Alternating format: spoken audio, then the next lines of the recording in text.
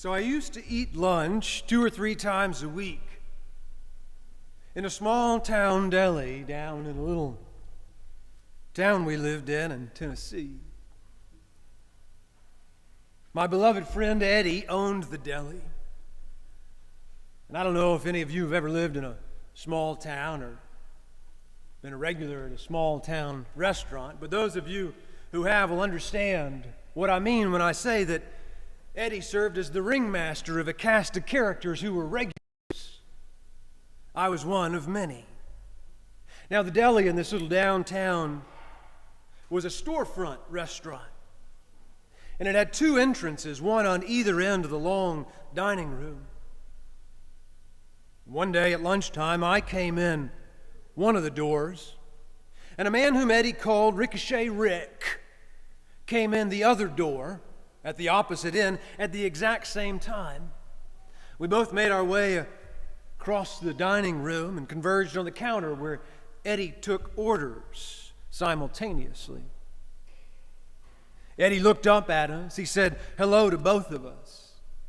Ricochet Rick ordered his lunch to go, and I looked down at the food simmering in the heated pans behind the buffet glass. They had a chicken marsala to die for, and I had my eyes and my heart on it. A little bell rung. A little bell rung as one of the doors opened again. You know, a little bell on the diner's door. And when it did, Rick looked over my shoulder at who was coming in, and sort of following his gaze, I glanced over too as a young couple came in off the street and took their seats at a 2-top on the far side of the restaurant. I looked back down at the food, but Rick stared at the couple. And after a few beats, he said, he said this: "I sure do hate to see that." That's what he said. And when he said that, I looked up at him and I said, innocently and ignorantly, "Hate to see what?" "That," he said, and he nodded his head at the couple. I turned to look at the couple again, and then I looked back at him, and I said, "What? Hate to see what?"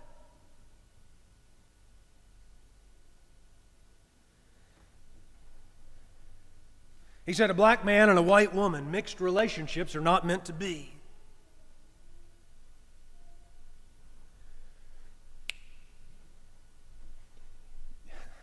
Y'all ever seen a volcano erupt?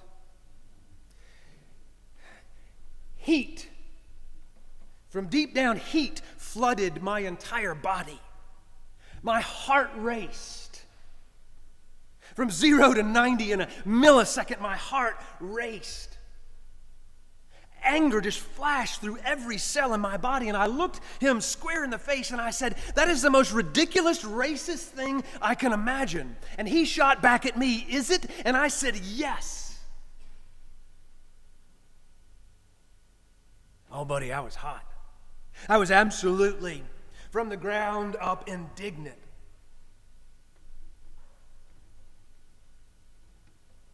And I looked over at Eddie, who was behind the counter. And I made a motion with my hand like this, and I sort of gathered Eddie into my stance. And I said, "Eddie and I are Christians, and we won't tolerate racism of any kind."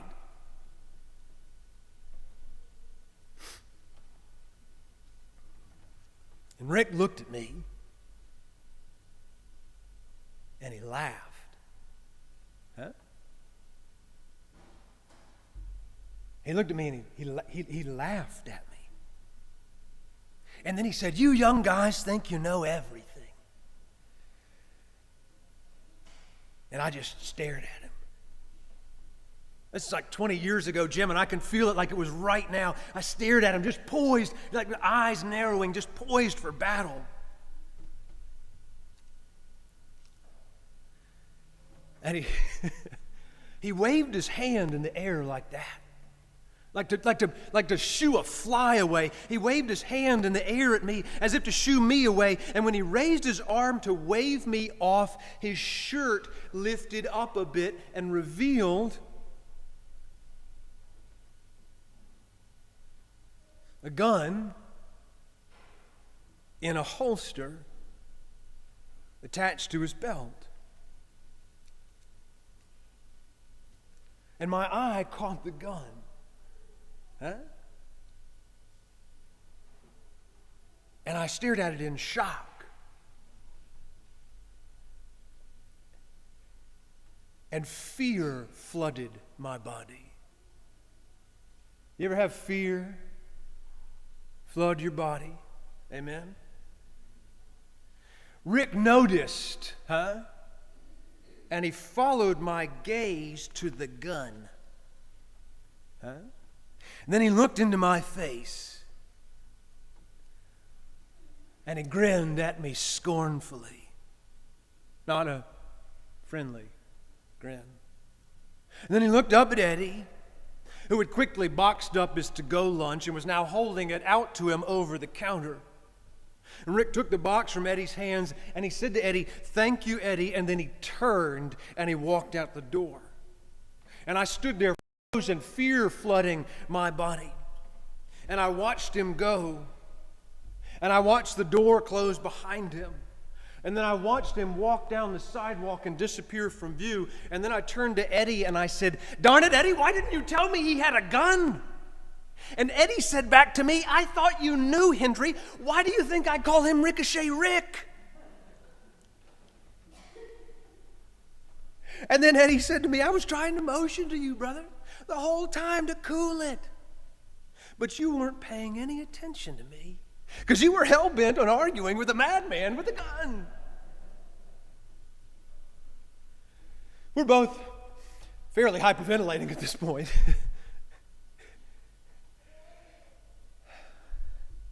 So we've just breathed, right? You ever just breathe?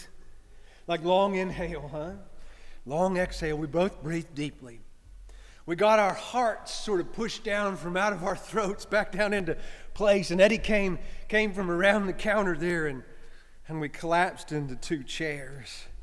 And I looked over at the couple. I looked over at the couple.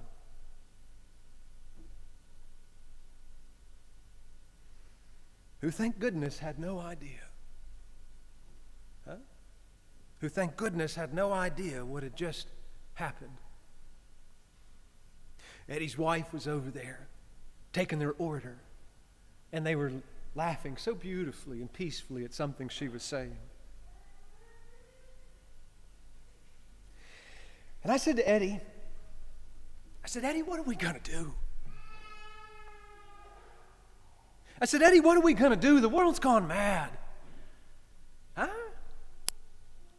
I said, "Eddie, what are we going to do about Rick?"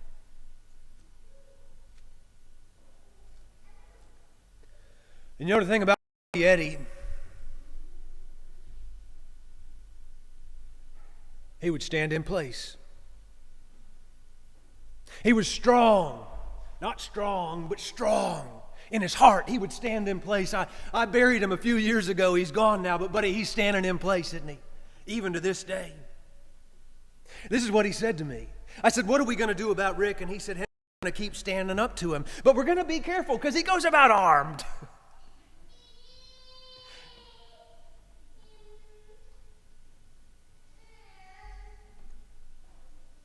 And I said, "Eddie, God, I'm glad you were here."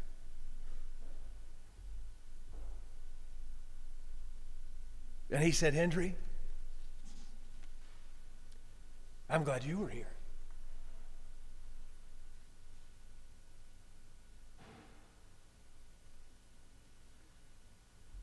And that exchange caused for me that day a real crisis. Oh, it caused a crisis. It sort of called the question. See, I had to grip that day with what I will do, who I will be, what I will say when standing up for justice is dangerous. Will I choose safety or love? Will I choose power or love?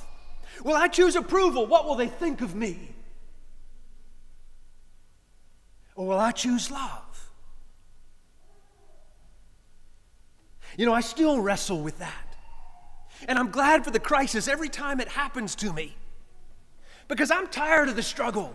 I'm tired of it being a struggle. Which do you choose? That is over. We choose love, baby. We're Christians. We choose love no matter what. So I'm glad for the crisis. I'm glad that the question is called when it's called, because I need to be confronted with the question of how far I will go with my baptismal promise to strive for justice and peace among all people and respect the dignity of every human being. And you know what may be the most important thing said that day? I'm glad you were here. Eddie, I'm glad you were here. Hendree, I'm glad you were here. Because you can say a lot of things about Christians. But one thing you can never say about a Christian is that a Christian is alone. Christians are never alone. We're in this thing together. Even when you're alone, you're not alone. This is what Jesus is talking about when he says, I am the good shepherd. This is what the psalmist is talking about when he says, yea, though I go down into the valley of the shadow of death, I fear no evil. Why? Because evil's gone? Because racism is gone? Because the mad violence of the world is over? No. They got me preaching now, Susie. No. I fear no evil. What does the psalmist say? Because you, O God, go with me. So even when we're alone, we're not alone. There is no such thing as alone to a Christian. So I share this story on a baptismal day, because Wheeler Gray, small as he is, hasn't been confronted yet, right?